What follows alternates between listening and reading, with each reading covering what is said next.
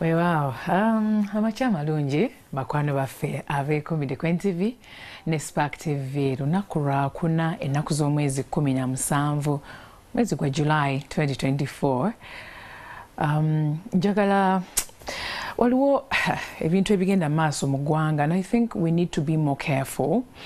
Ng'ogyeko ekyokubeera careful, I think right now tulina okwebeerera mu ffe nga Abannayuganda. Reason being, waliwo obutambi obutambula ku mitimbagano egy'enjawulo. Waliwo ke nalabye nga katiisa omuntu omu yabadde mu jam ku booda ne zimugoberera endala. Era boda bwe yastopinze yiye abantu bano ne bavaako nga bambadde masks, bambadde ebintu enkofiira, ne bakuba omuntu ono ne bamuggyako ensawo gye yabadde alina. Kitegeereza, I mean speculations that omuntu ono yabadde maybe ava mu bank oba nga bamugoberedde from somewhere kubanga tebasobola kugoberera buli omu, anyone. Maybe they had an intention, era omuntu nga alina sente mu nsawo oba ebintu ebyebbeeyi. Naye okulumya omuntu oyo alina otwala ebintu bye, bannange ebitongole ebya security tubikoowoola bannaye muveeyo yonna gye muli. I don't know what we can do, but I think let us start with ourselves. Twetandikireko ffe nga ffe. Nti oba ogenze mu bank ng'ogenze okugyayo sente nnyingi nnyo, kale yasingeza bugeza genda ku police ofuna omusirikale akuwerekereko. Ka suggestion katono nnyo. Okay, omuntu oyo akwerekereko nga wamundu. Okay, kubanga kati ebintu zino munaye either losing obulamu bwo oba, you understand. So omupoliisi asobola okwerekerako, oba bodyguard oba omuntu nga kanyama n'ofunayo kanyama n'akwerekerako n'atula naye ku booda. Ate oba oggyeyo sente bwezite nnyingi, lwaki otula ku booda? Okay, funa emmotoka, funa Uber ekutwala ewaka, you know. Ate amakubo go goyitayitiramu buzaabuzaako ko, you know, toyita amakubo goyita buli lunaku. Anyway, bingi nnyo betusobola okukolawo nga ffe, naye I think okusookera ddala tulina twesabire bannange tubeere safe, yeah? Most importantly twesabire. Buli wova mu nnyumba ku makya gamba Mukama Katonda musabe akukuume, kubanga ebiri mu makubo eyo bibi nnyo nnyo. Abantu kati bakambwe nnyo, abantu bakambwe nnyo bannange. Naye tusabe Mukama bitereere n'aba security bagezeko okulondola abantu abo babafune. Yeah. Apart from that, today we would like to say happy birthday Shifra. Oh, and I see you on Shifra wagon. Okay. Shifra and mulala nnyo sioli. Shifra and blessings and prayers from your sister Doreen. Bakwagala nnyo nnyo. Yeah, ne family yonna ekwagala. Even here from here NTV, naffe tukwagala nnyo. Happy birthday. And to anyone who was born today, happy birthday to you. Well, omulamwa ogwaleero nga tuvuddeyo eyo tugenda kuba twogera ku bisoomooza eby'abaana abazaalibwa wabweeru w'obufumbo. Omuzungu kyandigambye nti children born outside marriages. Abaana abo bayita mu kusoomoozebwa kungi nnyo, okuli obutasoma, abamu babakaka okugenda mu marriages ez'enjawulo, oba ali marriages. Naye ndi ne Elizabeth ne Nancy nga tugenda kubatuulira story ya Nancy. It is very touching, era ndi naye paka saa 5 ez'okumakya. MwasuzeMutya.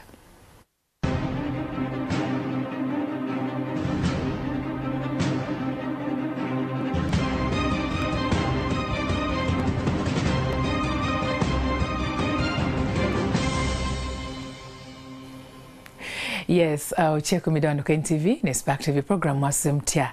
Tulina Nancy agenda omuvuunulirako n'agenda okuba nga atubulira ebisingawoko ku bulamu bw'omwana ono. Bamuyita omukyala Elizabeth.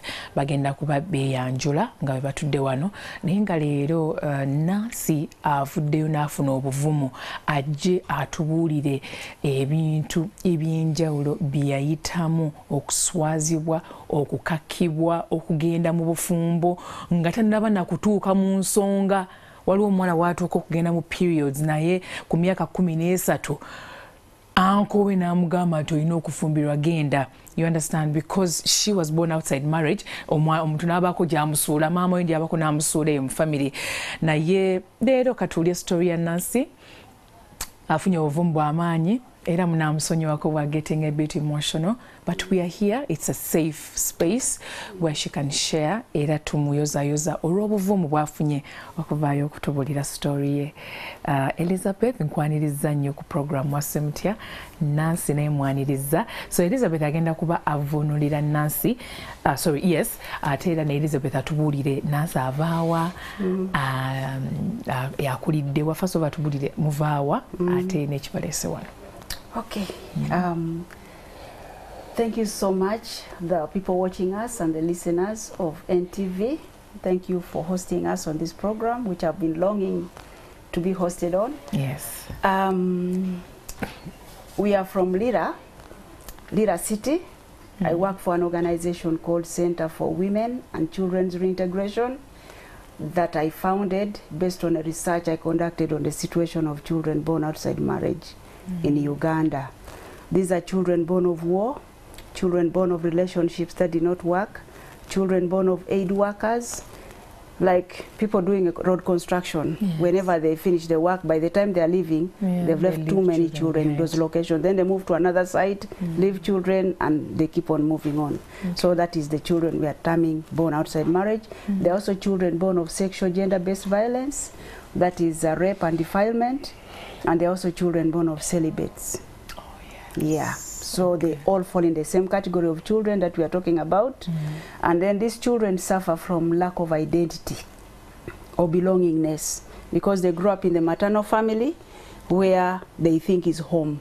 And at some point in your life, you're being reminded you don't belong here because they are assumed to be a threat to family land. Because when they grow up, especially the boy, he will need land on which to settle. So he's reminded that you don't belong here. Look for your father.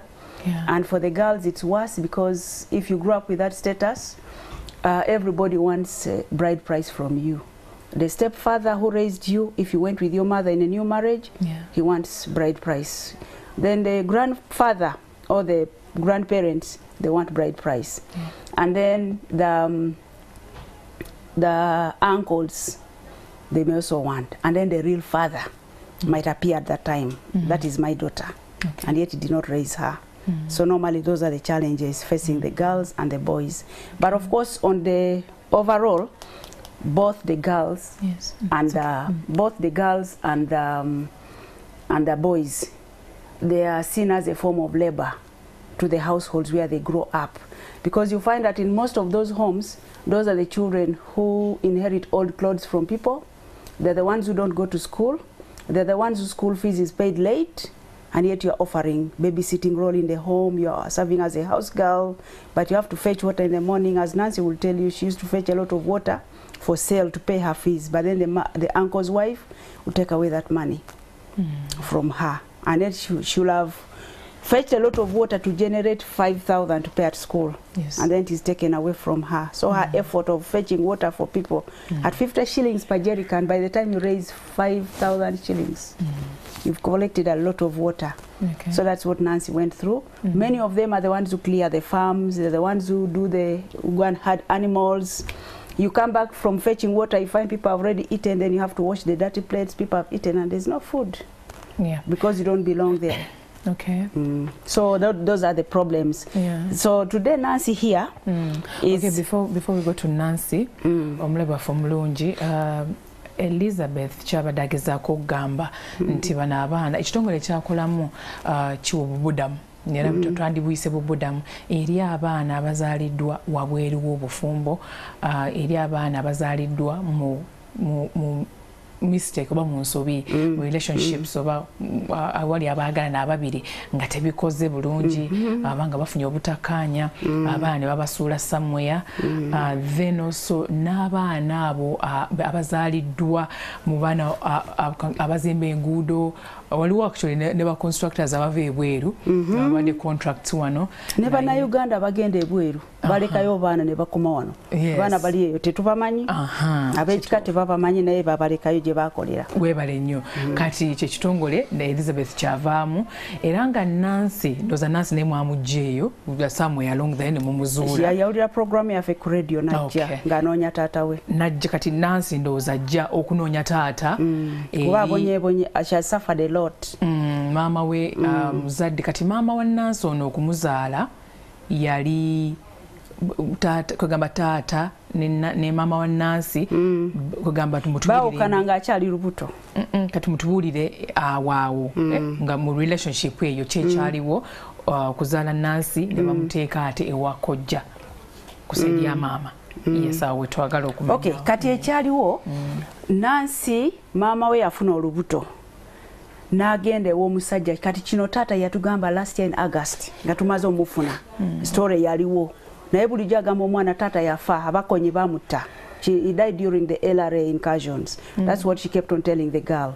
But then when she got pregnant yagendayo abantu be bamuzaayo ani akufunisiza olubuto, which is a normal thing in the north or eastern part of Uganda. They ask you who is responsible for the pregnancy, then they take you to him. So when she went there, she said that home was ugly. Mama we. Okay. That's how she left that place. So this man also all along lived knowing the child died or something happened, because he knew government maybe would have followed him or something would have happened. But since she denied him, saying that his family was poor, I cannot live in such a place, she was underlooking them when they took her back, yet he had impregnated her. Maybe they met somewhere else, not home. I don't know. Yes. Kati wano mama wa Nancy okufuna olubuto mukulufuna olwo n'afuna okuswala muli nti n'omusajja alonfunisizza tafaananika ne gy'ava wabi baavu kugamba kwe kumwewala. Okay. All through. Naye kati this girl, because of the suffering from 8 years when they handed her to the uncle. So kati Nancy bamuzaala. Okay. In the maternal family. Okay, which is in Oyam also, in a place called Abok. Okay. It's a new sub-county called Abok. Yeah. Okay. But this man comes from Inakulu, which is close to Gulu. On the border to Gulu, but they're all in Oyam. Okay. Yeah. Okay. So mama wa Nancy azalira wa mama we twandise jjajja Nancy. Okay. Yes. So mukuzalira eyo omwana n'amuleka waawo. Nedda teyamulekawo. She looked after her until 8 years. Okay. And then now handed her to the uncle mbw asomereyo. Okay. Amusomese. You will take care of responsibility of school fees and all that. Yes. Yeah. So Nancy ono aweze emyaka 8 bamujeewa jjajja n'agenda ewa uncle batandise muganda wa mami. Yeah, muganda wa mami. Yes. Okay. So Nancy kuva ku myaka 8 ali awo. Musoke mutubulireko Nancy embeera gy'ayitamu. Mama alagawa olwo yali afunye omusajja omulala. Wow. She was already in another relationship. Kati eno ne watata wa Nancy aliwo omu yekka gwe yazaalamu. Ne baali tebafumbiddwa. Tebafumbiddwa. Okay. It was just that incident where they took, and that was it. I can't live here. This is an ugly place. Okay. And she went away, never to come back. Okay. Yeah. Okay. So all through, agamba tata yafa. Ate nga tata kyali mulamu. Naye nga tata gyali ye naye amanyi omwana maybe tamanyi mukwatako. Tamanyi oba bamuzaala, tamanyi oba mama kyali mulamu. Yagezaako munoonyaako. Teyagezaako. Naye yalaba nga ne government temunoonyeza. N'amanya nti oba omwana yafa. Kuba kati olutalo lwakonyi nejja, all those things happen in between. Okay. Yeah. Kale. Wetuli Nancy ku myaka 8 agenze wa kojjawe. Kojja alina omukyala. Tyo Nancy kaana kato bakaleese ewaka. Mama waako wa waka. Yeah. Mama waako yafuna omusajja omulala tawera bimukwatako. So tobulamu bwa Nancy bwayitamu ku myaka egyo tusooke tubugaayegaayeemu tulabe. Okay. Mubuuze. Okay. I ask her. Okay, Nancy, kati nze kankubuuze then omunyambireko. So Nancy, ku myaka egyo 8 mugaba kututte mu maka nga kojjaawo alina omukyala, embeera gye wayitamu yali etya awa mu buto bwobanga osobola bijjukira ebimu kubanga ogenda okula ogenda obijjukira. Yes. Okay, apenya enti apenyo tieni ikarado yini mama ni utero kwa tunga nero ni hameti mwa haboro ni kobi wa malu kuango ayini beye chaki kare no malu pe koba pola to kobi malu karme ma watera ko sobtonga ankolo nu wachudu ya kontie aka ankolo atiko ni itere school te kwarter ka school ko ni kwano tero njira pe ko karigino. She says that the time when they handed over to the uncle to take her to school, it was around the time the Konyere was attacked. The LRA war was already on. And then he, instead of taking her to school, he said it's useless to educate a girl child. Yeah, that's the statement he first made at that time. Okay. Yeah. Bifo kyokutwala Nancy ono ku ssomero taata yagamba nti tetujja kufunamu kyamakulu bwe tusomesa omwana omuwala ono. Okay. Okay, yagamba nti no, girl child education is a waste. You don't gain anything. So it was not like her alone. It's useless to educate a girl. Kuga mentality eri kukojja yenga ye kyeyateekawo mindset eyo nti okusomesa omwana omuwala tekiva mu makulu gonna. Okay, so mugano musomesa otyo akola atyo olwo. Ngwaro tetemere anka war me amu pishende tonga jo takam chende me cholo school fees no jo chorka school fees to mi abich eto gang geli chende ni ko gen ko ara gen anko miera ko teng me work school. It's okay. That should wait. She would be fetching water. It's all right, Nancy. And then to pay her fees, because since he had already said it's useless to educate a girl child, for her she wanted to study, so she would fetch water to pay her fees, which was 5,000 at that time. Wow. 5,000 shillings. Okay. Yeah. Mukuyita wano owatali ssente kojjaganya okusomesa Nancy naga akankyume ku mazzi afuneyo ku ssente. Ssente zo yazifunanga. Yazifunanga, then they would take it away from her.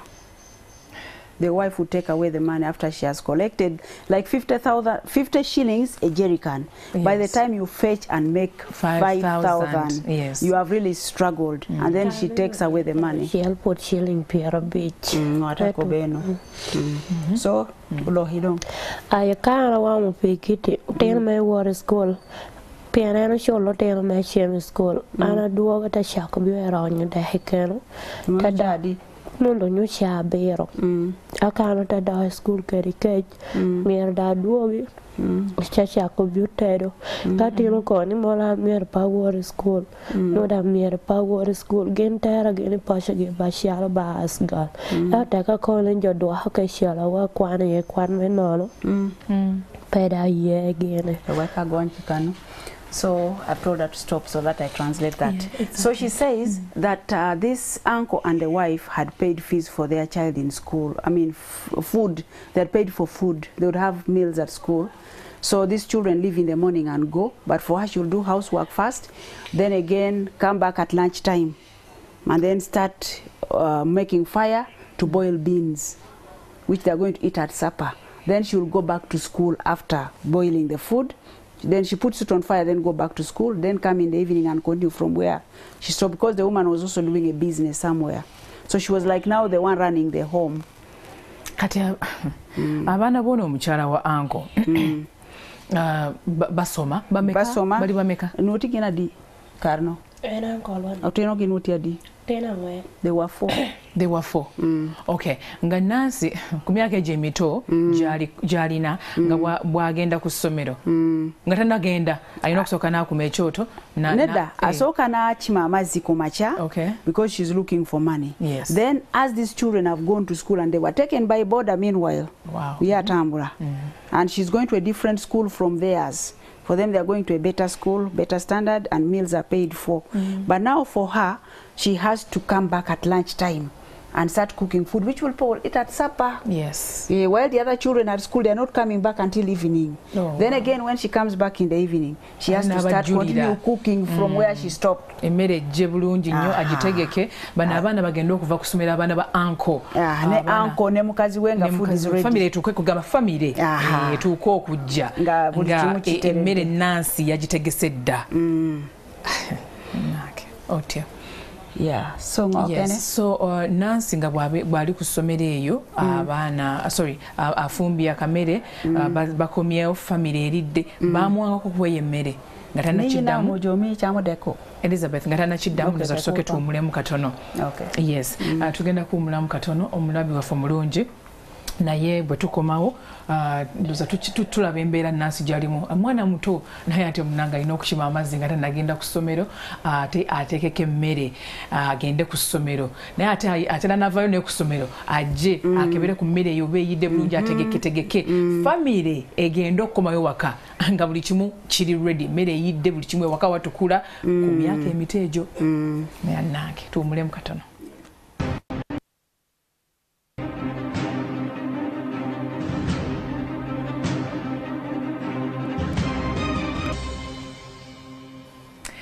Yes, kitundu kyakubiri essaawa 3:30 ez'okumakya. Yes, tulina Nancy tutunuulira ebisoomoozebwa bye yayitamu nga mwana muto olw'okusuulibwawo maama we. Maama we okufuna omusajja omulala n'amusuulira kojja. Naye mu Uganda wano tutunuulidde ebitongole ebisobola okuba nga bivaayo ne biyamba kwabo abaana abazaaliddwa wabweeru wobufumbo, abazaaliddwa mu relationships n'ababasuulawo, abazaaliddwa mu mbeera ezitategerekeka naye nga bali eyo tebalina akagamba. Tuyina the Uganda National Council for the Children, that is UNCC, waliyo the Ministry of Gender, Labour and Social Development. Tuyina the Uganda Child Rights NGO Network, the International Rescue Committee, the United Nations Children's Fund, n'endala nnyingi nnyo. Naye ekibuuzo ekyebuuzibwa banaye mukola because muwulira ebintu ebiri mu ggwanga wano mu Uganda wano ebitongole ebyo biri wano ebirala biyambako ebyo nnyininyini ebiri wano but banaye bikola because embeera eno webanga ekyaliwo mu ggwanga really twetaaga okwongera amaanyi mu bitukola byonna mu bitongole bino ne government nevayo netuyambako wabirewo funds eziyambako okukwatirako bano abaana okubajja mu mbeera ezo nga tebanaluzinga bulamu anyway nga bakyaliyo balamu. So anyway omwana ono Nancy ku myaka nga atambuddeko emyaka oba kati PP ki class kijalimu then atubulire n'ebirala byayitamu.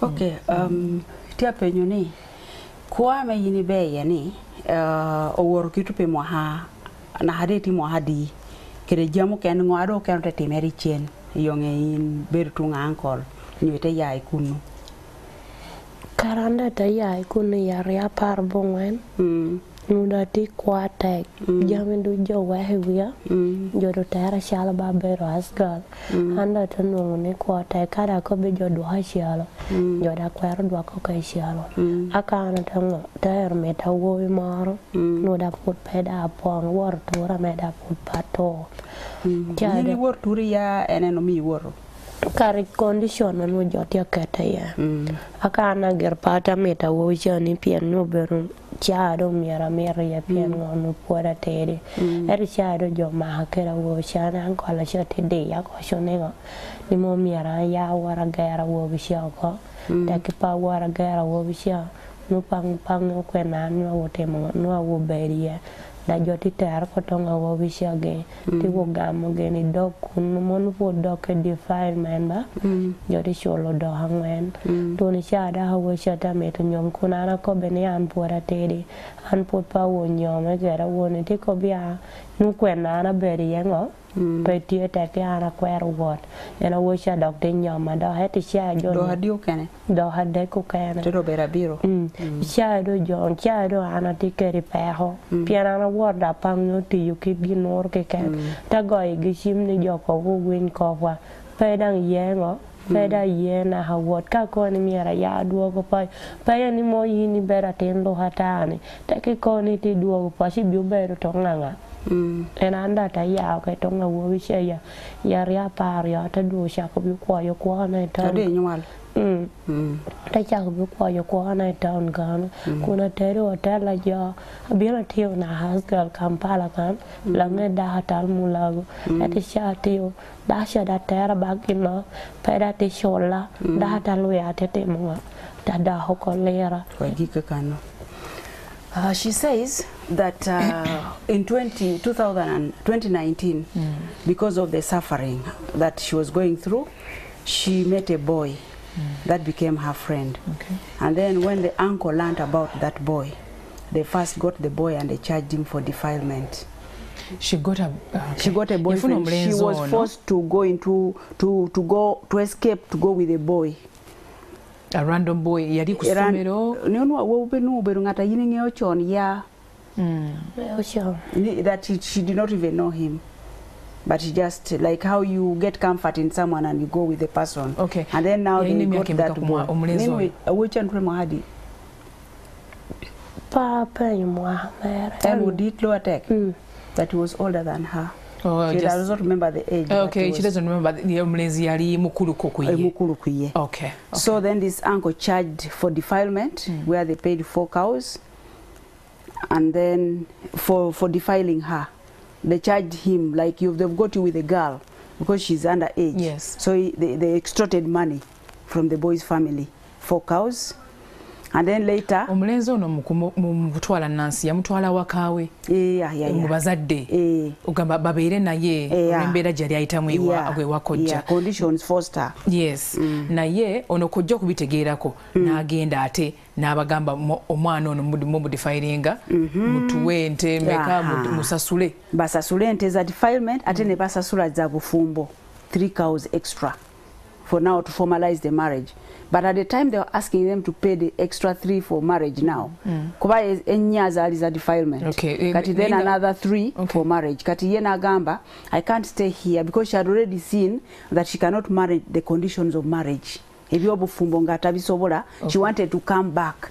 Then they now forced her, said you are useless child born outside marriage. Asigalireyo ddala afumbirwe. Okay, omulabi waffe kansoke mubulire. Wano Nancy afunye omulenzi amusingako obukulu, omulenzi amututte ewaka. Olw'embeera Nancy gy'ayitamu agamba siddayo wakojja, amututte ewaka ewaaba n'omulenzi bagenze. Kati wano soko mbulyeko mu byobuwangwa ebya oyam, yes. Mu byobuwangwa bweyo omwana wabanga ali defiled mwetagasasula nte okujjawo omusango nedda. People pay to cover omwana instead of reporting to police. Kati for him his intention was money, but was the defilement case because the child was underage. Yete yagenda in the name of marriage. Kati actually his aim was extortion of money. From the girl from that family. Okay. Nagamba mulete za defilement. Kumyaka ejo Nancy nga ine myaka emeka awo wagende nini weti mwahadi cha wano hameti wotunga wobini. That was the 13 years of age. Gatanatandika periods. Ku myaka 13 atandise okubeera naye omulenzi oyo yamuganzaako just audience ekimanyi nakyo like having a relationship. Yes. Okay, umiri rango alwati ko ni mono titere police tekiana kwero ni mono jopo temo ni awo shopo rebere kera nuan tiamonyo ka kwana kosho tiko ni an mira wa pin ni mono ni arebe wan kera wo sheta no pare that the boy did not do anything to her the time when they caught her with him, but the uncle forced her to go and tell the police that he slept with her. Then she had to go and give a wrong testimony in the police, and that is when the charge for defilement was put on that boy. Wow. Yeah. So omulenzi ono bambi olw'omutima ndoozi omulungi yagamba Nancy kangene naye tubeere naye ewaka waka gaffe nze ne bazadde bange. Ndoza omanyi kati abazadde kye bakola after seeing that you've already lost money bagamba kati muwasize ddala kuba sente zigenze instead of kutandika okufuna omukazi omulala kuba kati you've lost money. Nente ez'obufumbo kwega bride price wagisasudde dda. It's like you've already paid. Kati gatta konde ente endala obufumbo omufumbire ddala samina omuwasize ddala. Kati ku poliisi uncle wa Nancy agenda abagamba nti nagamba Nancy nti limba olina okwogera nti abadde akukozesa obanga yakutte ng'oli underage kubanga at that time Nancy alina emyaka 13. Nancy mukazi wattu mwe omanya abaana abato n'ayogera kye bamugamba era omulenzi n'asasula ente ezo. Oli you people call mujana nyina. Atin look means omujana nyina oba omwana w'ekibi, how they say in Buganda, oba child of the bench, how they say in Europe, oba chotara in Teso they say chotara. Then wild cat in Lango, They are coming to impregnate our children in the clan, so they call them wildcat. Wow. Okay, Nancy alimbayo ku poliisi era omulenzi asasula ente ezo. Ene bamugamba sigalirayo ddala otuwe ente za bride price. Kubanga oli useless child born outside marriage. If you don't stay there, look for where you are going. If you don't stay there, funa gy'olaga. Todda wange. Sigala yo todda wange. Ndoza Nancy ono bamulangiranga okubeeranga azaaliddwa wabweeru wobufumbo. Ate kibeerawo sawa yonna, and that's why it forces children outside home. Kuba babeera bakigamba sawa yonna. Even if you're a 70-year-old man who grew up in your maternal family, kati oli musajja mukulu wakaddiwa wawasa, they gave you land. Naye any time that reminder is made. And that's why we have had stories where a boy tells the mother, I've given you 2 weeks, tell me who my father is, if not I'll kill you. And there are those that have killed their mothers. That is true. Because of the stigma, the abuse and what, the constant reminder and insults. Okay, waliwo ebintu ebyenjawulo ebisoomozebwa bano abaana bye bayitamu ate era ne bibasindiikiriza okutandika okubuuza ebibuuzo. Taata aliwa, njagala kulaba ku taata. Biseera ebisinga taata maybe naye ayinza okuba amanyi nga yabasuulawo obanga taata tamanyi nti omwana nagyali. Yes. So wano babagambye asigalireyo ddala mu bufumbo. Okay. Ku myaka 13. Bagenda ahead with it? Bagenda ahead, kati natandika periods in that marriage nazaala n'omwana omu. Naye nga mu marriage eno mu bufumbo buno baliwa omulenzi mu maka ga taata ne maama w'omulenzi, like mu maka? Yes, that's where tebagenda mu nyumba ndala nti baki? Okay. Ne karame hotel tunga wobini ipoho oruyanu eteri watatotere. Ateri watatotere. Which was cooking from the mother's house. The mother-in-law. Mother-in-law, yes. Okay, bamita what to get mother-in-law. Nazala. Yes. So Nancy ba wakagamba yafumbirwa awo nga ye mukyala w'omunono mulenzi era nga afumbira mu family maka ga mother-in-law. Kati ne bimulema nga tabikola bulungi, tamanyi bya bufumbo, takola bulungi nga omukyala omufumbo, nabyo ne bimuleetera ebizibu. Obutamanyi obwo kuba oli mwana. Yes, kuba oli mwana oli bujje se bujje because Baganda tulina bujje nti mwana muto nyonyonyo tamanyi mirimu gya bufumbo really. Tebereza mungu osanze mukyala wali mu kuluzi agenza azanya n'abaana. That's where she belongs. Jesus. There are those cases where they say we found your wife playing at the well. She belongs there. Oh my goodness.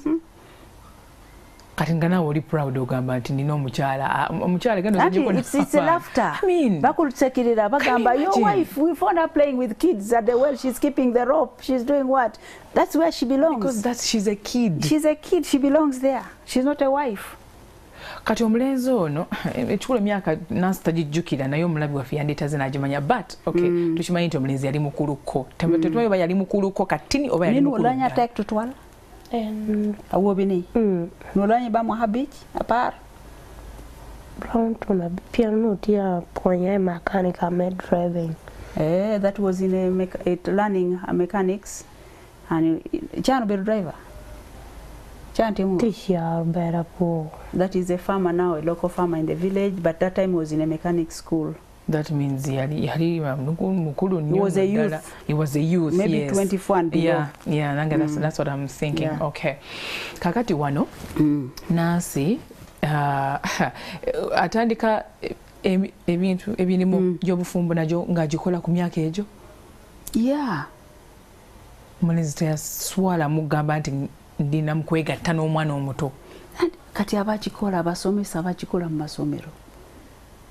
Those are the source of the children born outside marriage we are talking about. Wouldn't defilement case omusomesa has been impregnated a P7 girl, P5 girl at all omusomesa no. Nzibadde bayaje mulinda kakule ya maybe ya mulinda kunakula naye emirimu gy'obufumbo yagitandikirawo kweje emyaka. Paka na tandika period nafuna olubuto. Then she left in 2012. By the time she was leaving, ono musajja kastalabako any bicycle ngeyise ku compound geriyo mark eraga nti egaali yayise compound kamukuba ti you've been sleeping with another man, and that's what forced out of the marriage. Mu bufumbo buno agendayo nga sorry mu mwaka kyawo 2019 to 2012 between, that's the period. when she was in the 2012 to marriage. 2012 to 2019. Okay. Mom, I think. Ikoni beri nyomi ya Mohamene? Oh. Okay, so it was 2009 up to 2012. To 2012. Yes. Bili mwenda paka bili 12. Yes. Okay. Yeah. Wobufumbo navaayo. Navaayo. Yavaayo nga ine myaka emeka? Ni ya meti mwahadi. Inyom. Peda rebu chor. Amenywala tindong. Anywala teni yare piani ya warku ni yare ya par bongwa ni dwe ma para rio. Nyuni niti rubu mwahado kodo. Pianeni kobo ria para rio. Okay, Mono ya yota ni yare ya par rio. Eti wori ria bongwe. Wori yare bongwa to nwati keri mwa par day. So she went when she was 13. Then she left in 2012. So if we add the age now. Yes. So it should be about 17. So it is still, imagine. She already divorcing a first marriage at 17, which you didn't understand. Even below age. Even below age still. Below age. And then now when she left there, the detailed explanation she gave. Kutegezako omulabi waffe omulungi nti omwana ono bwe yali mbufumbo kati nawo tutunuulira that period.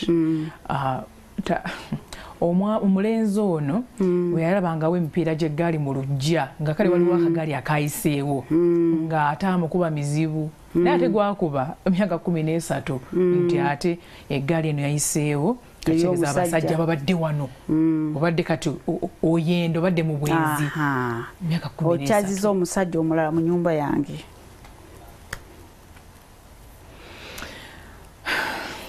Okay. Kati yao. Kati when she left ngaba mukuba mizibu naye n'atuuka batubulyeyo incidents endala ya muso kwegamba during that time ngali mbufumbo waliwo ekirala ekyabaawo kyajjukira nigi ngoke anotimere kuna meyin poripoyo yoitati omulabi kyanditaza okutegeera amejora mungeyo amotimere pieninu eberatin amonyomere etujjamu kana miro bertimere komu kani poyo maro. Dina mote me kuna mami aya taka ana pur shem kitiloni ya kucholo keri lug mengo me daho kene aka diukal sharabo diukal me jawar jahe time yante mo anta ya washo. Okay, she says this is a new thing I also didn't know that should work so hard in the garden, but when they harvest the food that they have grown, he sells the money to go and pay again for a fine for another relationship with another person. Like the money, she has put her labor to farm, then they get the farm produce, and then he goes and sells it, and then he uses it to go and pay for another relationship. Omulabi waffe omulungi omwana ono yagendanga mu nnimiro n'alima in that period of the marriage okugamba okukola emmere eyo bwejja mugitunda nfunamu kasente naye kasente ako omwami ono ng'akatwala omwami we ku myaka 13 omuvubuka oyo nga sente zazitwala ate abeeke wala wazisasula okufuna omukyalo omulala. A fine for another relationship is engaging in. Like I know musango mulala. After this is not enough, I know musango mulala in another place. Kati zo sente zikozesanga kugamba kusasula fines nga buno gamba nti okoze omusango bakute n'omuwala omulala bakute n'omuwala omulala omuto kitegeeza nga gwali muzeegwe. Yes, gwali muzeegwe okozesa abaana abato n'abatunza mu mbuga za sitaani and then ne bamukwata ate n'akasente ono kakoze n'asasulayo nga fine. Ate n'ekirala she left because they were practicing witchcraft, the family. They were not Christian, they were practicing witchcraft. So those are the things that forced her out. Wali olabyeko ko nga balina bye bakola ebintu. Nina eno ngwagi n'otutemu ejogicha. Giwardi ado. Kero mi ana da ya no beti biu penya en chwara ni tikoni wan mi no war wan keri ya joshani me wa wa yan me sheko shem akana da temo ana tikwerwa. That he told her they should go to a witch doctor so that they get a charm which make them get good harvest in the garden. So they would get good harvest in the garden. They go to a witch doctor so that he gives them a charm which when they bring home will make them get a good harvest in the garden. Hey. Okay. So that's why she could not now stay there. So she refused to go to the witch doctor.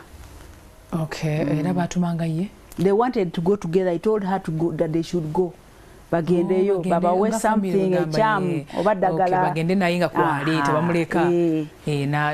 Then for her, she had grown up in a different background, so she could not stand that. Okay, so avayo, agenda wa. When she left there, she went back to town and started working in people's hotels. Like a laborer. Teyafuna lubuto. So she was working in people's hotels or restaurants, serving food, cooking and stuff. In these makeshift hotels. Okay. Yeah, restaurants. And then from there, she left and came to Kampala again. She was saying she lived in around Mulago as a house girl in someone's home, where she was again mistreated and she left without any payment. Nino ibini Kampala yorangonga okeli. The person in whose hotel she was working connected her to the person in Kampala who needed a house girl. House girl. Okay. Yeah. So agenda makagona atandika okukola. Atandika okukola nakola kiseera kiwanvu nga they are not paying her. She even left without being paid. Yakola ibanga lya. Ni bero Kampala bikaro nkwene. Bero Dwara Beach. 5 months. 5 months nga tebamusasula. Okay. Kati Nancy atuko okubuuza taata aliwa tugende ndoza ku finding out taata we gyali ando aunga amaze okujja Kampala. Ni kyaho penyu ko papi ni mitunge yo papi ade bino ko Kampala yapodi. Asha penyu shona pora tingo pora tilera. Amero gyo kwara chola kwan kwa shukanda ko biwa word bon mawa ka ko mawa ni tera ko bon bawa mawa kwanya kalot da wan tu wero ko sho. That it started when they refused to pay her fees. The uncle said it's useless to educate a girl child. So she asked him take her back to her mother. Okay. Instead of keeping her here and not going to school, take me back to my mother. So when she went back to her mother, she told her she had started demanding much earlier about knowing her father because of the mistreatment in the uncle's home. So he said, if you are not educating me here, take me back to my mother. Me, I want to look for my father. Show me my father so that he can educate me. Okay. Okay. Nancy nga abagamba nti mfo kyokubera wano mukubonabonera wano muntwale wa maama muzizeyoko nzi maybe neeyiya nga ntuuseeyo maama naafaako okusinga mwe omundabirira. Kati ne maama bwe yatuukayo ng'abuuza maama. Bamutwalira wa maama we. Bamutwala ng'abuuza maama. Maama bamusanga woolo. Nino ono maama kwene karame oduhameti mitupenyo yo papi. No warwa nshalo. They had gone to the village. Bali bagenze mu kyalo as a family ne uncle ne family yo bana bagenze mu kyalo mama jabeera kati kwe kubuuza mama you know, if you people are not educating me, show me my father. Naye buli wakibuuza nga bamukuba migo. Okay, mukumukuba wabuuza mama agala taata kati bamukuba. Okay, ndiyagala taata ng'emigo giruma. Okay, so at some point Nancy yalabako ku taata we rejoin okumusangako maybe twakikola last year nga twamunoonya ne tumufuna through cultural leaders. Mama ye talina kye yakolawo olwanako okulaba nti namuyita ne mu office yange last year, the other year namuyita ne mu office ne mubuuza. Then I told her what we do. We are addressing challenges faced by girls and children born outside marriage. These children suffer a lot, and why they suffer is because they lack identity. They don't know where they belong. Even if the father is not there, the relatives are there. The father's people might be interested in her, and they might look after her. Nangamba tata yafa. She lied to me also that the man died. But this girl had a strong conviction that her father is alive. Ngomutima gumugamba her father is alive. Okay. Mama nga lwaki bati taata mufu. Those are swala kati. It is shame now. Aswala okulaba nti taata gyava ate wabiba. Ate aswala n'okugamba kati ndino mulamu ate nga yagamba nti yafa. Yagamba nti yafa bakonyere bamutta biki. The story she gave me in the office was a very different one. Mu office yajjamu atya connection awo. After she had come to our office, yatulira mu radio nga tugamba bye tukola ye najja ne registering a case kati kwe kuyita maama we ampe side ya story ye ku radio najja office zammwe then namwe ne muyita maama tubulireko yes tata we mutata we were now doing family tracing because we do family tracing, reunion and reintegration as an organization. Kirungi nnyo tukyetaaga. We do family tracing. Abantu bamanyi gye bava bamanyi identity. People are marrying their relatives. Yes. I know a man who committed suicide the day his son came to marry his daughter. Oh. Obiraba ate nga gyebiri bikyagenda mu maaso. Okay, and unless we you know such organizations come up ngeeyo okuyamba abantu bano okufindinga their identity. Waliwo n'omusajja yazaala mu muwala we nga tamanyi. Okay, so wano Nancy ababulidde byababulidde maama wa Nancy naye azze ne maama wa Nancy mu kujja teyafunamu kunyolwa kwonna okulaba omwana w'embeera gy'ayitamu ye maama wa Nancy yali amanyi ebintu ono omwana by'ayitamu kati soke tuwummulemu ndowooza tukomewo katono tovaawo.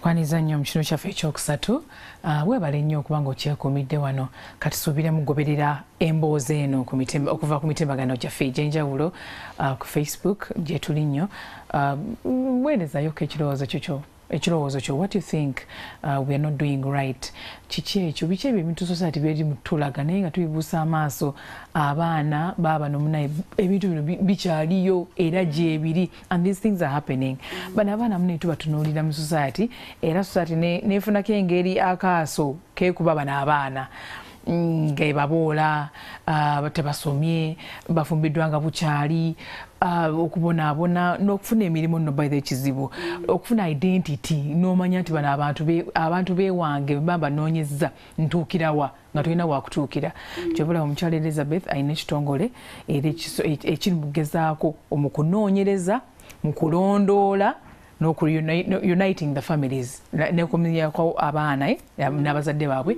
ne bakwatagana bulungi nnyo which is a very good thing so tulondodde okulondola family yo n'omwana mwagirondola mutene mugifuna kati kyetuwakola omwana bwe yajja mu office na registering a case ne twita maama we natuwasaidie natulimba titata omwana yali yafa kati netu organizinga dialogue and mediation meeting ewa mama. Okay. Netwita family ye, twaita CDO, representing government mu sub county, twaita police, twaita LC3, LC1 yaliwo, religious person yaliwo, cultural leader ya family yaliwo, ne neighbors. Kati in that meeting those are they had discussed before and they wanted to conceal the information from us. Like there were contradictions during the dialogue meeting. Okay. But we are given awareness about what the organization does, why we have come here. We even brought a lawyer to come and talk about the human rights of everybody and the rights relating to children born outside marriage. We have talked about the challenges they go through generally. Children born outside because of lack of identity. Okay, ngabamanyi lwaki meeting eyitibwa. Mwabategeeza. Okay. Twawandika baluwa ne tuyita buli omu najja ku venue awaka ewa mama. Okay. Omwana gye bamuzaala. Kati omukazi omuna agamba ono omwana bamuzaalira mu kiri ekiyumba. They gave birth to her from that hut. She was even pointing.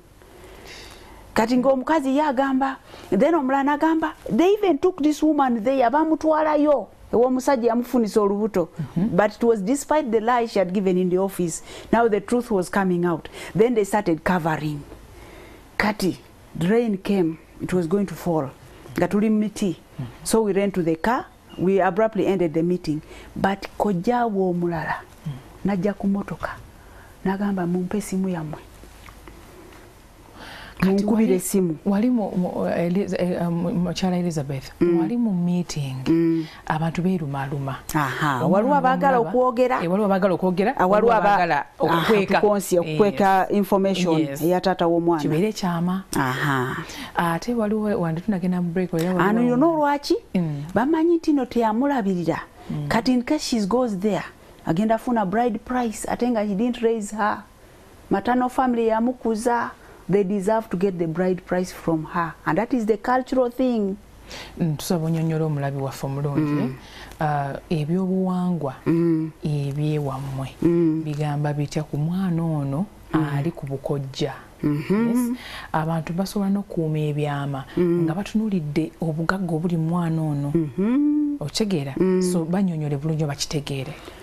Kati ekiri eyo omwana kasita bamuzaala nga maama teyafumbirwa, balaba nti mwana wa waka. Si mwana wa taata, mwana wa waka, wa mama, wa kojja. Yes. Kati that is culture. Kati ekitegeeza it's because oli omusajja teyasasula fine, eyo basasulayo fine ng'ofunisiza omuwala olubuto. That gives you legitimacy, or gives you the right to own that child. Kuba wasasula fine ng'ofunisiza omuwala olubuto, even if you don't marry. Kasitobanga wasasula fine eyokubanga kale wakikola mu nsobi nti wafunisa omwana olubuto nosasula fine omwana oyo mulina ku right. So at some point you have the right to even come and take.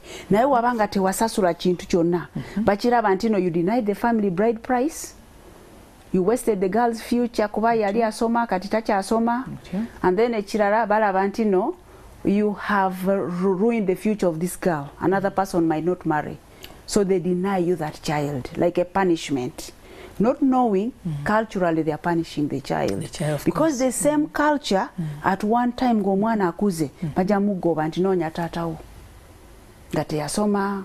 Kati naye wabanga yakola bulungi, nga family yamusomesa bulungi. Abatata abamu bajja ne bagamba, that's my child. They come to claim after hearing omwana kati doctor, omwana kati musomesa, oba head teacher, they come and claim. Kati taata abasajja gye bava yonna bona omwana ngali successful. They want to identify. Nti nti omwana oyo nno wange, mwana wange, achievement zatuuseeko mu bulamu, ebintu byatuseeko ebirungi ebyengedde, ne bagamba nti ono wange.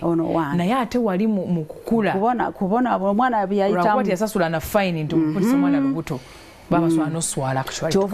Kati for us as an organization, we are making people sign a reintegration certificate. After tracing, netufuna family yo. The day we are reuniting you, we sign a reintegration certificate. You know, it has a cultural leader from this side, ne side eri. You know, today we are moving. Side ya tata ne ya mama. They have to sign. They have to witness. Ne lawyer na signing ako. Na kati ku kesi ya Nancy, the cultural leader from one side did not sign. Because we went now the other side. These people denied us the information, they behaved funny. We got information secretly through a relative in that home who said, I'm going to give you contact of someone whom you can reach to get the father of that girl. Okay. So mutandika olugendo lw'okunoonya. Okay. Kojja omwazze ku ddirisa nakamanyi waliwo nze gye mmanyi mugenze mumunoonyeza. Okay. So twasooka kunoonya kika. What is Nancy's clan? That's what we started from. What is the name of your clan? Then when you got the name of the clan, we said we wanted a chief. We call it Ruot. Ruot is a chief. Want the contact of a Ruot from that clan. And then when you got the contact of the chief, Nancy went to visit. Then spent a weekend. She went on a Friday, National Friday, Saturday. Kati ono clan leader. Ngali mukuita abantu. Habaliwo at that time. She told the story, Mama Wange is from this family, from this clan, from this village, from this place. Then he called old people. Do you remember anyone in this clan ever getting a woman from this place in Oyam? Nebagamba tumumanyi. Yes. Then now he started inviting children of her father to come and see her. Garaba they look alike. Gagamba, Kanokana cafe. That's why he said even if the father had refused, for him was going to take this girl. Okay. Kakati tata mumusanga wa mumulondola ne mumusanga. He's a fisherman in Akokoro at a landing site. We baso komukubira esimu. Yatiam. Even the day went for the dialogue meeting and reunion now, he was fearing. They thought maybe we had a gun. They thought we are going to claim, but yali alowooza tujja claiming support all the life of this girl nga alowooza tujja mugamba you didn't look after her, we want this, you wasted her future, we are going to charge you. She thought yasooka n'atya. Even during the dialogue he was seated behind a tree nga bamukwese nga is in a standby position to take off in case he hears things are bad. Then we said for us we have only come here to trace her family, want to reunite her with the family. We are not going to do anything, we are not claiming anything. All she wants is to belong because she has suffered a lot. She wants to identify with her people whom she has never seen, she does not know them. And on that day the brothers were there, the stepmother was there, the current wife of that man was there, the uncles were there, the leaders were there, religious people were there. It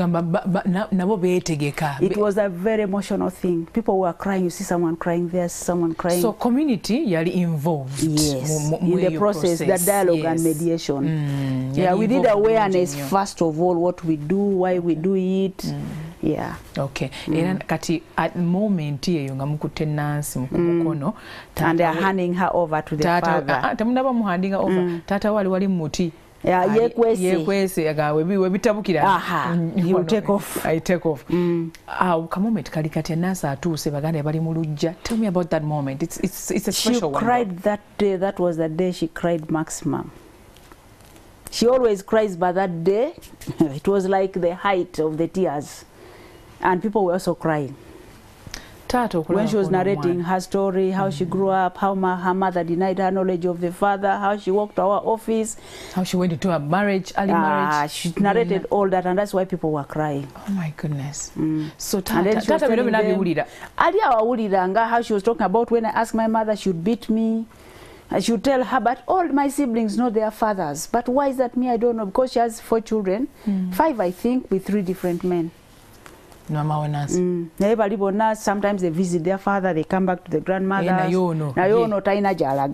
She's always constant there. Mulamu naye yalimba. So kati she cannot come out and say the truth. You know. Okay. So tata mulaba otyo. Kati then cultural leader or religious person nayimuka nasaba nayogera ku birungi bye tukola. Lawyer yali amaze okuwogera. Rights of the person, the right to identity and all that, all enshrined in our laws and all that. Kati owa religious navayo nasaba. Cultural leader naye nayimuka nayogera nga cultural leader. Kati ne bamugamba tata omuwala yena joli come and talk to us. Kati that's when he came and told us how this girl was brought to, he impregnated her. The day she was brought to claim the customary fine is the day when the girl said, I can't stay here. I can't live in this home. Yali willing okusasula fine. Yali willing. Okay. Actually, it is either you accept to pay the fine or even marry. Because that time when they had come, he would initiate marriage. The family would say, come back on this day, then we'll start the marriage process. Yes. So they will not treat it as a fine. Kuba is going to marry. Yes. But because the girl rejected him, Okay. So anyway, so he gave us that story also, and then now he said, for him, I have welcomed you, my daughter. Then he hugged her, then carried her twins. She has twins also now. This one? She has now 4 children in total. After that first marriage, she again got into a second marriage. The same uncle got bride price. Then she got out of that second marriage again. Second marriage yazalayo omwana. Kati mama w'omulenzi nagamba he never expected her son to get a second hand woman kuba ono yazalako. Rejecting her. She also left a child there. Okay. She left them in the 2 places. She left the children. Then she got a 3rd person. Now her interest was this 3rd person should marry in the hands of her father. Okay. It's a different story now altogether. Okay. Kali tubidaba ebiraba olulala.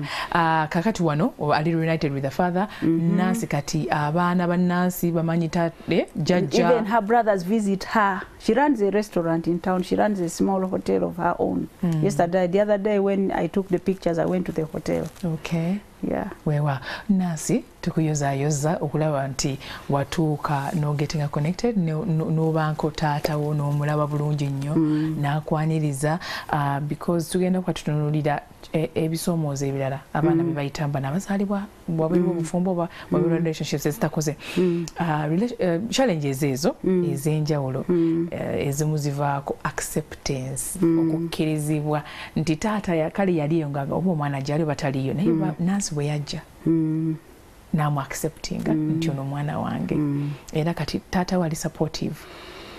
Yeah, I would say supportive kuba sawa yonna agenda waka. They are now having that they have visit each other. Her siblings from the father's home come to see her in town. She also goes there if there is a family event. Bamuita, Bamugamba. Like when we were coming here, she called that cultural leader. Namugamba, they have called me to Kampala. The same organization which got my father. Nagamba, you go. Okay. Yeah.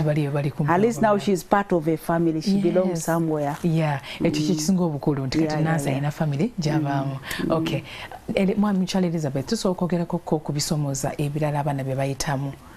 Yes. Ng'oggyeko story yo n'omwana. Okay. Kati ebisoomooza ebirala is lack of economic rights. Kubanga if a woman who has had a child like this does not have economic rights, which is in form of land or property, and now for us in the rural setting it's land. Kuba if a girl is given land, she has where to farm, therefore she has where to get food to feed her children. But now the cultural setting looks at land as belonging to the boy child. They allocate only to the boys. Even if a girl is given land, you attach to a boy. Omulenzi ni waba outside marriage or outside relationship? Of inside the family. Kati omuwale yazaala waka. You are wanted, but not your child. And it is shown in the way you're treated, the way they talk to you. Bagamba, you're bringing us wild cats who are going to be a burden to us in future. In the past, it was not a problem. But now it's a problem because the economic times are tough. Land is scarce. Life is expensive in terms of education. Omwana wabanga azaliddwa ebbali actually tukozese ebbali bwabanga muwala ninga waliwo ettaka maybe lye bandimulekedde baswaddimuwa because muwala bwabanga mulenzi basobola muwa oba nakyo kyekimu. Okay, it depends on family. Family ezimu bazaala abawala bokka teri balenzi. So this child who is born outside marriage, if it's a boy, balaba will carry the family heritage. He will remain there, so the family name will remain. They will cling on that child. But if there are many children, they will not. But also if it's a home of educated people, abasoma, it is okay. They'll even treat him as a child, they're enlightened, they know this child is innocent. Now where they are not educated at all, that's where the name calling comes. But there are those who have grown in a home where they don't even know that this is not my father. Kawakule wa uncle nga tochimanyi tino sitatawo. No one has ever mentioned that you are born outside marriage. They are those ones. They have reintegrated you properly, no fitting a bulungi. Oba gwe wasookawo abalala babazaala after. Maybe uncle yasooka naawe kasista yamulekera. Kati n'azaala ababenga ono waali. Naye n'atakiraga. Ne bakula nga nobody even knows. So there are those ones who don't even know that they are not a child. They don't. They have a father somewhere. Yes.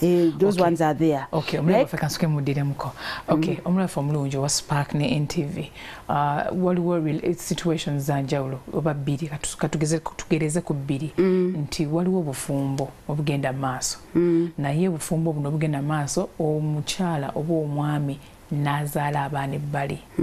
Kati abaana abo okubaleeta mu famire oluusi acceptance eyo nange gye bayisaamu abaana bano abaana bategeera nti kyakano si bwe banzaala olw'engeri gye mubayisaamu. Then waliwo situation endala nga it happened before omwana wamuzaala before marriage.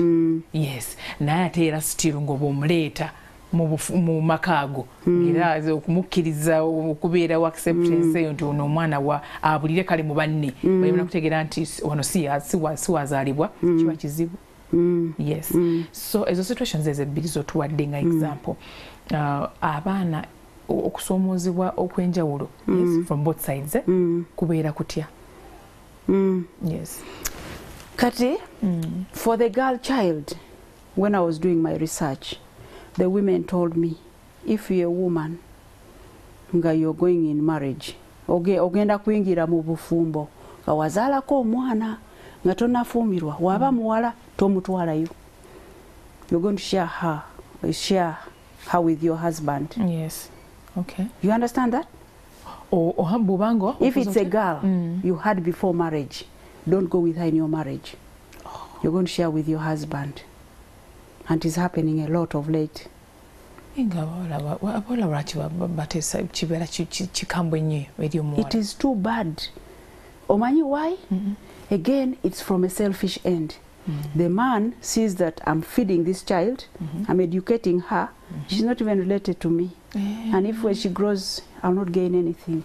Okay. So he he pays himself by sleeping with that child, that stepdaughter. It is happening now and it's so common. That's what women told me, but I'm now seeing it every time. Yes. Ebyennaku zino nti omwami bwafuna omukyala yalina omwana omuwala, actually omwana omuwala, omwami ono tamukkiriza kujja naye mu maka. Bw'aba nga mukkiriza ajja kwesasuza n'omwana omuwala we yafuuka omukyala. Kati olusi gwe wamugamba nti my child is suffering with jajja, tasoma, they are mistreating her, she's overworking, she's calling me all the time. Ate olusi bw'ogamba I'm going to see my child, the man might think you're going back to that man who impregnated you. Yeah, your ex. Your ex. So, but now because you're pleading, kamuleta abereko naffe. Nagamba it's okay. That is if akiriza. If akiriza. But many tebagala. Instead, the men want theirs to be looked after by a stepmother. Naye gwe takukiriza okuleta wo. Kati ekizibu nkirabye mukyala Elizabeth. Abasajja bano oba abaami bano bagaana okulabirira abaana bano, okubateekamu ssente, okubateekamu okulabirira ne keya, nga bagamba ono omwana asinza amuzaala ate muteekemu bino byonna. It's not even my relative.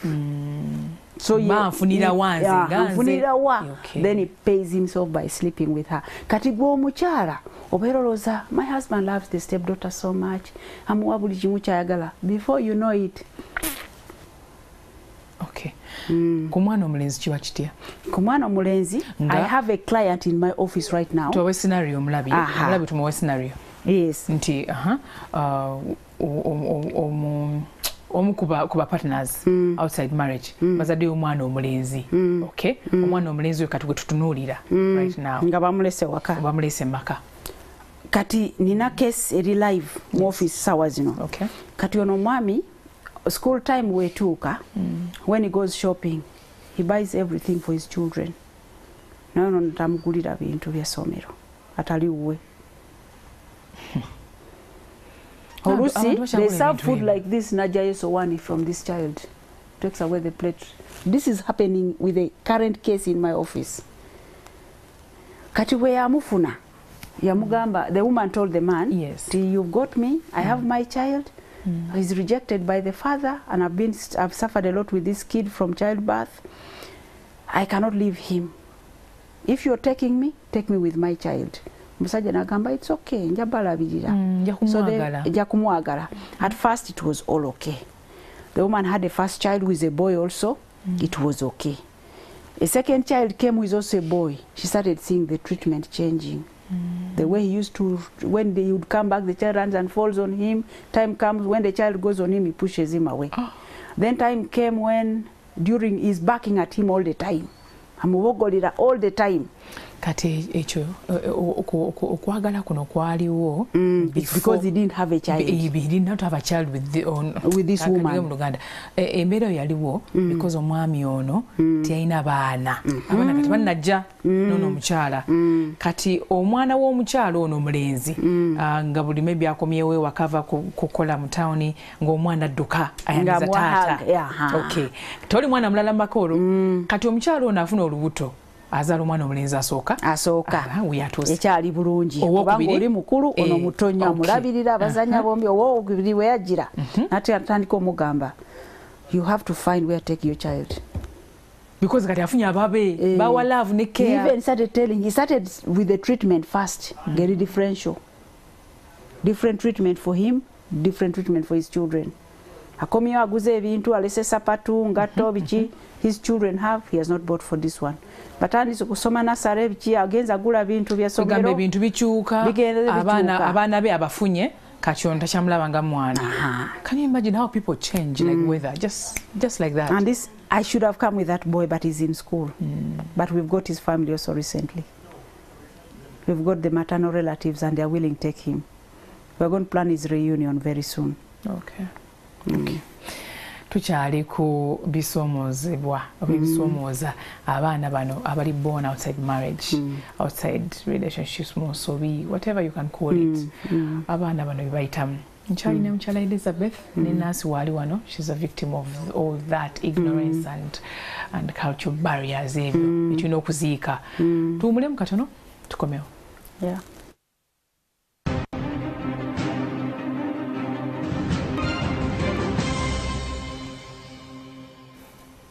Alright, kitundu kyaffe ekisembayo yes okoze mulimu gw'amaanyi nnyo kubanga ogoberera emboozi eno.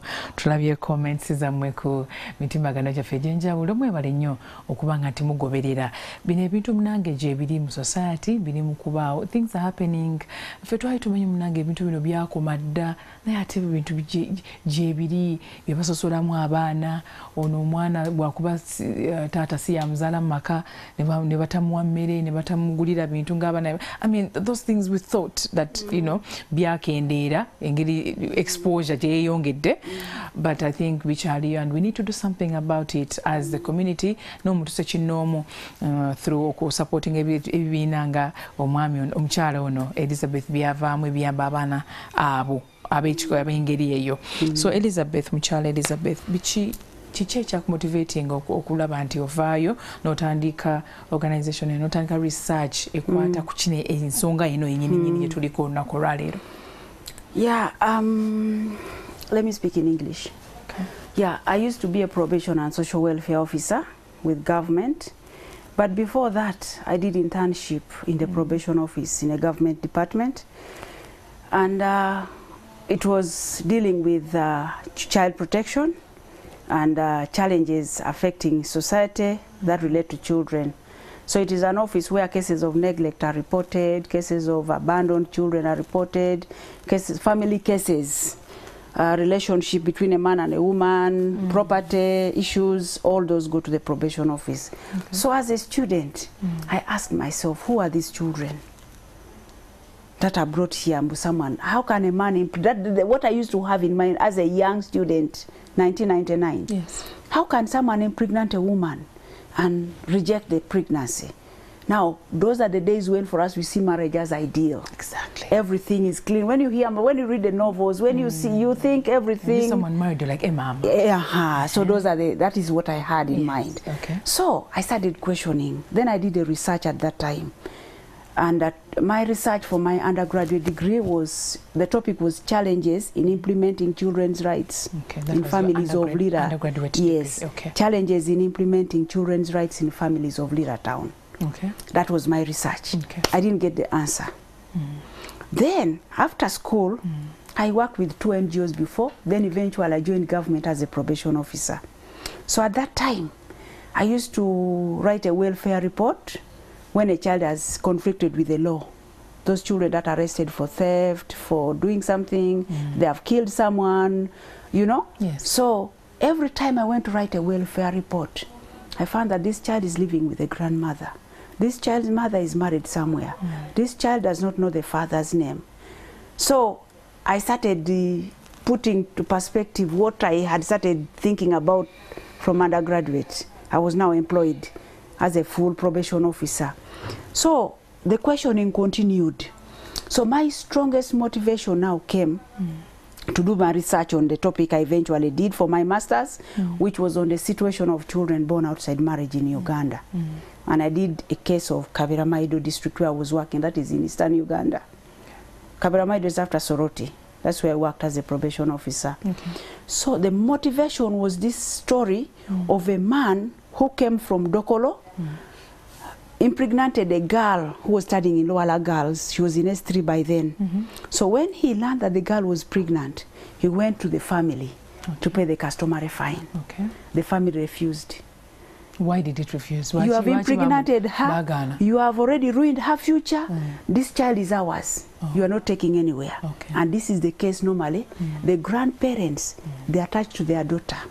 So it hurts them because this man had impregnated their child. Future Jononye. Okay. So they denied him to pay the bride price, the customary fine, and yet for him his intention was to marry this girl. So he wanted to start with the fine. He was a businessman, and then come and marry. Okay. So they denied him. When the girl gave birth, he collected baby shawl, basin, bag full of clothes, all those things, soap, to come to the family to see the child, and also pay the customary fine because the girl has now given birth. The family was tough the same way. They rejected him with everything he had brought. The denial is by family. By the family. And this is where I want the story to start from. Yes. That's time we to edduka nnyo naye story yogala egenda etya, objective ya story erichi. Objective ya story yo otulaga why we are now working with the cultural institutions. Because the family is part of cultural institutions, so they cling on the children, which they eventually throw away.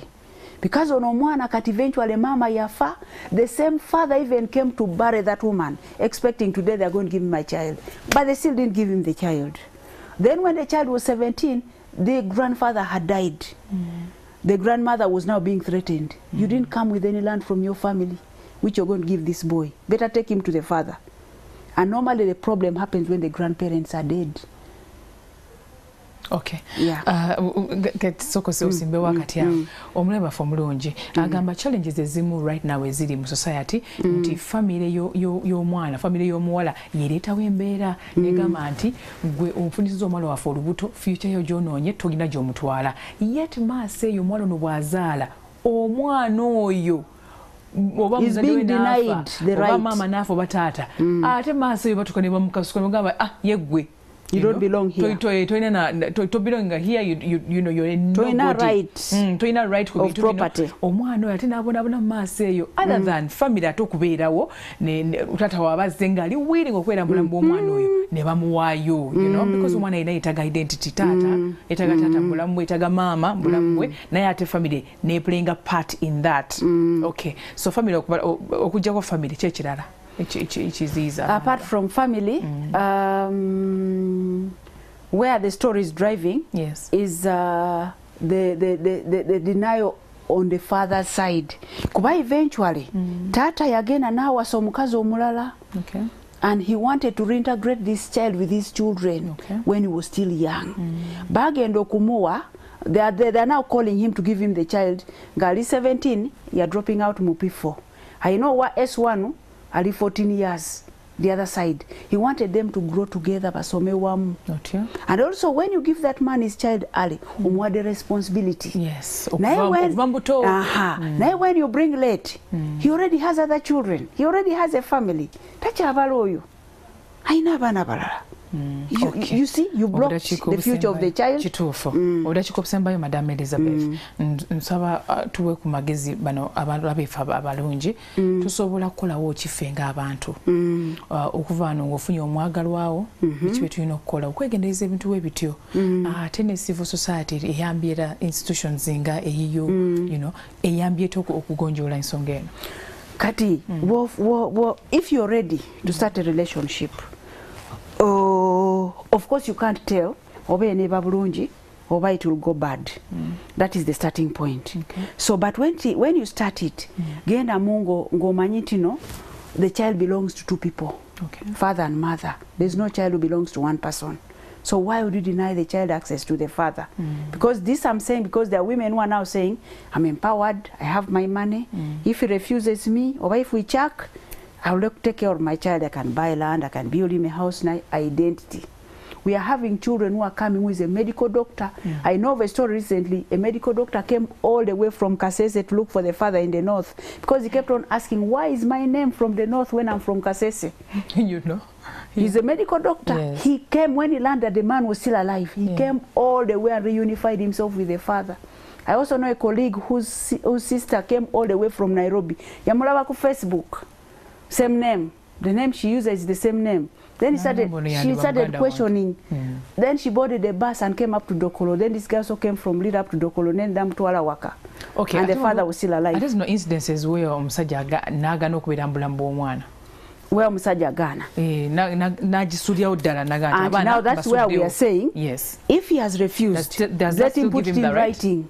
Let him put it in writing, so that will integrate this child in this family. And for us, we are telling people, if he has refused, accept the child fully. Don't accept today. And the time when they're accepting and raising, the cultural institution is seeing, everybody in the family is seeing, and the time when they're chasing the child, they're all seeing. If you've accepted, accept fully. And that's why we are doing a reintegration. Sign it. Yes. So that in future, a copy is in our office, a copy is with that child. If you turn against that child later, we hold a case against you. This document it is valid. It is knowledge. Yeah, like, because we have a lawyer. We are working with. We have gone with a lawyer, talk about this. We are addressing these things. We have a component of legal aid. Yeah. Okay. Funding. We are struggling because it's a new issue in development discourse. Okay. It is completely new. When you see the funding adverts and what they're saying, child protection, HIV, this, education support, but because of what we are doing, it's not yet understood by so many people because it's a new thing and yet it's a global problem. Of course. And this children's population now, if I may say, might be bigger than the population of children born in marriage. Mchale Elizabeth, waliwo abaana betulaba ku street ne tubalabanga basala ensawo bali mu misango egy'enjawulo okuzibwa kwabwe kwataataaganyizibwa ne zino embeera zetunga eya mukyala Nancy. Olowooza twandikozeewo ki okukyusa narrative eyo? So narrative eyo, the first starting point is acceptance in a family. Like I said, if you've accepted, accept. Now those statements of you born outside marriage, those names, those are the things that are forcing children on the street. Because we've seen homes where people are poor. The man and the wife are poor, they have 1 meal a day. But those children have not gone on the street, they've stayed in their home. They've stayed in the home. But that language, that discrimination, that stigma, I told you, even if it's a man of 70 years, you've lived in this home, if he got his family, I think you'd want to go. Because that abuse is too much. The insults, the name calling, it will get out of the family. But his head is big like for the father. You don't see him passing there in the village. Tata you can't go and tell him, I am your child. I have a case in my office now where a man told the child, you've come when you're 18. You are now an adult. What do you want from me? Does it stop me from being your child? He told her, Amunonyeza namufuna because of suffering like her. Yes. She's also a girl. Namugamba, you've come to me when you're now 18. And at that level, abaana munange bano abasinga tebaagala sente zammwe, tebaagala byabuzimbe, tebaagala mmere, baagala mukwano, because mukwano kintu kikulu, acceptance eyo. N'ogamba nti mwana wange okay, nali nange nakunoonya dda oba saakulabira mu buto bwo naye kakisinsoze kankukirize nga bw'oli tutambuze obulamu. And I think most people right now waliwo crime rate yeeyongedde bagulu nnyo, abantu bakambwe nnyo, tebalina mukwano, tebalina kusonyiwa, ebintu bikyuse. So because of how they were treated. Exactly. Maybe we can do something better. Nga tutandikidde eno ng'abaana bakyali bato. Kankubulira example emu endala. Yes. This boy's mother, every time he did something wrong, I'll take you back to this clan. I'll take you back to this clan. So when the grandfather was about to die, he called all the children. Agamba, I'm calling you people to allocate land because I am sickly all the time. I think I'm going to die. But he said, before I allocate the land, all the girls who have had children outside marriage, take back your children because I don't have enough land. So no boy, kumacha the following day. Nagamba, Mama, you heard what grandfather said yesterday? I want to tell me who is my father because I want to go back to my father. Do you know she got a chinu, a gundi? A chinu is the one for pounding. Omusekuzo. Yes. Yakwatwa omusekuzo amukube. Jaji omukazi namugamba. But you're beating for what? They told yesterday it was clear. They all understood what the grandfather said. Show him his father. Katuno boy lumuna uliza ku radio ngabagamba there is a clan meeting for this clan happening in this place, and it's the clan which his mother used to abuse him all the time. I'll take you back to this clan. I'll take you back. Naye ngatamugamba tata yani, but just keeps mentioning the name of the clan. Boy ono got up and went up to that clan meeting and got his people. Okay. Kati abaana bano nga tubawa. So that's another problem, the children. Yes. They're concealing by the mothers. Okay. Bana abaana bano nga tubawa solution because abamu kati bakuze bali ku program balaba oba n'abazadde abalina abaana kati abakuze oba nga wakyaliwo omukisa okunoonya taata w'ono omwana oba w'abana abaana abaana bano bwe bataba accepted mweyo family oba family y'omusajja it is okay temuforcinga mbeera because bano abaana bafunirayo obuzibu eyo gye batabaagala so beera n'abaana bo find a way because twakyaza kuba n'omugenyi n'agamba nti omwana aba talina father figure mu bulamu father figure ng'amwegaanye tayagala anything to do with the child funayo father figure maybe an uncle or a brother or you know a friend or a church person abeere father figure mu bulamu bw'oyo omwana aleme kula nga talina taata oba nga talina maama whoever is missing so and I'm thinking it's important we send the children where there is love and acceptance instead of just saying you belong here, go. Yes. But also what I want to say to everybody listening, the child did not apply to be born in a particular family. They just found themselves born. Mama, I'm going to be born of someone who raped my mother. They are just there. They found themselves in the world. They're innocent. They are very innocent. Okay. My problem is when I see children seeing their father in the coffin. After he's dead, they even carry you. Mama who has never been talking about your father is the one taking you, accompanying you to bury him. Oh, why do you show me my father in a coffin? Why? You hear there were 50 children. The total has come to 60. The total has come to 5 children. Doesn't matter. All along family Manyiti show him the father when he's still alive. And I'm also telling the men out there, take responsibility for the children you bring to the world. There's a time World Vision profiled a story. It was on the Semen TV. Gavana by street children wagamba, our fathers are there. They are watching TV. They are seeing us here. Take us home and we also watch TV. And it's true, they are there. Yes. Children born of people who are drunk at night with the barmaids, children born of cleaners, children born of people in the offices because they coerce them into sex. You understand? In the workplaces. Children born in one night stand. One night stand. And in a bar. In a bar, one night stand. Yeah. Then the woman will not even know it was whose. Yes. Eh? So the men are there. Now not to abuli the car. The belt. Why? Condoms are there. You understand? And for us, we are doing prevention. Okay. We do response and prevention of the problem. We are promoting sexual reproductive health rights for girls and women. If you can prevent. If my child came and told me, Mama, they have raped me, or if you discover you with your child was raped, take them quickly to sexual reproductive health service provider.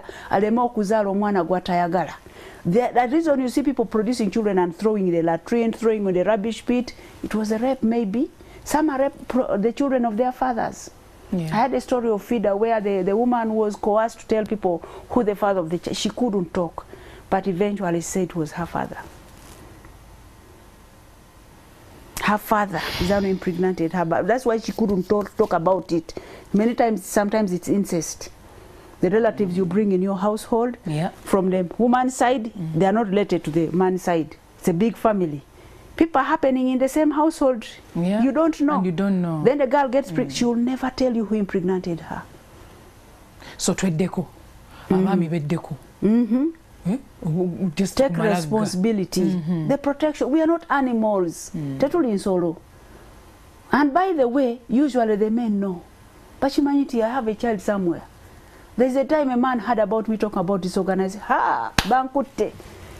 I have some 2 children I left in Fort Portal when I was teaching there. Bankute. He just made that statement. Ha! Bankute. So after hearing about this organization and what we do, because they keep asking me, Katifa Sajo to call it the Chimbagamba, bring back your children home. That's what I tell them. Kati role y'abasajja obuvunanyizibwa bw'abasajja. Nsaba obabuulirire kugamba bakole batyo okubanga nti ne bw'oba omwana ono whether wakimanyi oba tewakimanya nti gyali but when they bring the child ne bw'aba akuze if you are doubting do DNA to confirm if you're doubting anti waliwo agikola n'agamba nti kati anti nakula dda n'obuvunaanyizibwa bwakyuka kati n'obuvunaanyizibwa bungi bizinesi nyingi kati nina konteyina eva China kati ate gozze olina emyaka emeka koze 18 oyina osobola okwerabirira naawe envaako something like that. So bano abaana ebajja abaami babuulirire bakole batya? One thing I know, abasajja balina challenge, they fear the current woman. My wife will not accept the child. So I have a message for the woman and the man. Yes. As for the women, like I said, the children are innocent. They are very innocent. Many of them are being tortured innocently by stepmother, who they brought you in the home. They are very innocent. Someone told me one time, you're going to destabilize people's marriages. Nabugamba, it depends on who. If a man came to me and told me I'm bringing my child home but I'm having a problem, I'll go and talk to your wife myself. Because the child is innocent. Yes, anga munsi like any other person. Lwaki kizibu okwagala omwana gwe baleese maka nga si gw'omuzaala n'omutunda mu ngeri n'omuyisa mu ngeri embi ennyo bw'etyo. Abakazi abamu bagamba, if he got the child before he married me, it's a different story. If he got after our marriage, that means he cheated on me. Okay. They also in that two categories. Ani asasulire ensobi eyo omwana. Omwana yasasula innocently. Ensobi siye. That's what I'm telling the public. Abakyala aboyogerako nabo. The children are very innocent. And I also say, ne wobanga togenda kumulete uwo. Let the child stay with the mother. Sasula fees, kola buli kimu. Okay. Because you fear that they are going to torture your child, is going to suffer. More school fees, bond with the child. You get your moments when you meet from wherever. You understand? I see what you're saying, Madam Elizabeth. Nti abasajja abasinga bagamba nti they fear. Nedda ntya omukyala w'omumaka okumanya nti naye abaana ebbali. Naye mu kutya ate natatwala buvunaanyizibwa. N'abusuulirawo ddala. Yet you can actually support from the side. I also know a child, 2 children, who because of their resemblance in the school, the man's infidelity was caught. It happened in the school in Kampala, moreover. Like your 2 children all join S1 at the same time and they resemble, and because of people commenting all the time, they bond, not knowing their siblings. So the first time this man finds this woman he was having an affair with in the school, and the 2 children were impregnated, the women were impregnated at the same time. His wife at home, yamufunisa olubuto at the same time, impregnated the woman out. But these children were taken, he took his also to the same school. That woman, he was a teacher, also took to the same school, but they don't know because yamugamba, yamugamba jamu olubuto. Okay. So now he cut off paying support on anything, and that's what the men normally do. And that's what they used to tell me in the probation office. The man told me to abort and I refused, then told me that's the end of the relationship. So now this is what happened. So that day, it was a careers day, how the mother of the girl arrives first. Then the other boy who resembles her was passing, and then she called him, come and meet my mother. And then they told their mother, people say we resemble. Also this woman innocently does not know this child belongs to the man who fathers her daughter. So she had bought soda now, what they call nalikunywa. The man was arrived for the school careers day. Finds her seated with the 2 children. Yasoko more attitude. So you've succeeded in doing this. So he thought the woman was doing it to hurt him. Ngomukazi naeta chimanyi nti no mwana woyo musajja. Yes, ngaeta chimanyi. Okay. So the man told the children, come and take a photo with me, because you also saw the resemblance. Nabagamba, I need a photo with you. He first showed the attitude, then he said, I need a photo with you. Then took a photo with these 2 children. After taking the photo with these 2 children, he told them, your brother and sister. He declared it himself. And he gave the woman 100,000 that day. To give the boy pokchamuluma. Galaba photocopy of him in the 2 children. We can do better. Viswaza okulaba to find out like that. Really, when got over involved in the child's life. They discovered the day when the girl was in labor. The girl's mothers come take care of her in the hospital. Who is the father of the child being produced? The man who impregnated her and told her to abort so many years ago. Okay. He's now again father of Muchala Elizabeth with the rising number of single mothers beyongedde bangi nnyo, abaana abatalina identity beyongedde nnyo, bataata okubula mu bulamu bw'abaana. It's worsening. Just what we can do better. what we can do better. It's a big challenge though, the numbers are big. Yeah. So for me, what I'm saying, I said it before, Yes. people should take responsibility for the children they bring to the world and look at the resources you have. If you don't have the resources, some of them are claiming the children are too many. Okay. But you are the one who had them. Nobody forced you to have the children. So can we cut our coat according to the material that we have? Watunga suti yo based on material jorina. If I have no money, why should I go having children? They call it child spacing. They call it child spacing. Omwali guru, omwali lira, omwali kampala. But they call it child spacing abasajja. Omwali mbale, omwali wali, omwali waise, omwali makerere. With different women.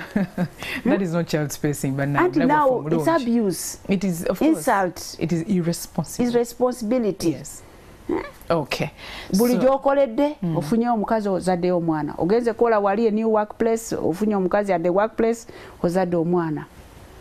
And also me, I'm telling the women, abamu, they think that because you got the man had a woman and started seeing you, Kataloza, all the love is on her. Because he's a side chick. Buli kyoyagala kuwa, kugulidde motoka. The day that man dies suddenly. What? He has never introduced you home. Nobody knows you. You've been the secret. You're in the cover. Teri akumanyi. Where will you go? You cannot take yourself there. And now those are the people who come during the burial. And it is hard also. And the friends of the man know. The friends of the man are aware. Some relatives might know. This man has had a child with a woman at the workplace. People know. But for them, they think at that time it's good. But it's a different story. Okay. After the child's father has died, the too many questions the child, it haunts the mothers. And I think sometimes people say that's the reason why you see single mothers, they're emotional. The question the children are asking them. Who is my father? Kusomero laba, daddy has dropped me to school. My father did this, but for you never talk about the child's father. The questions they're asking their mothers are too many. Just bubiri bukasibula batulaba. Ni kobi jogi noroma chiku joko pa mahongo timeri kuoni kerengo awano tutimi. Anglo kap wala da ko bube. Tadu ako kapoj piki soba keri mara mere. Pegino temo. Mi anu baba na mi onyinga ten lo akiri bedi shane put joke ne put penyo etanda tienga pa tia bera ten lo gina mana ta do ko poji eno ta ta no ka ba romu ye yen tingo ting dini malo me wengo we konyo teno kana me tikeri ko ri pa mengo. Yes. Tie ba mi adwa pochi ba me polo mi ugo. Okay. She's grateful to God that she came in contact with us. Okay. And she has been reunited with her father. Okay. That the name of child born outside marriage is now lifted off her head. Oh dear. Even if there are people who still call her that, but at least deep down her heart she knows that she has met her father. Okay. And she thanks God for that. And she asks God to continue lifting us as high as we're going to do to support other children like her. Amina. Tuyanziza nnyo tuyanzeke. Mukyala Elizabeth mukama kuteremu obwangu mu organization funding ejje ne obulamu bw'okyusizza mukama kuwa omukisa. Tuyanziza nnyo mulabe fubadde mulungi nnyo. Nancy is very happy that she was united with her family.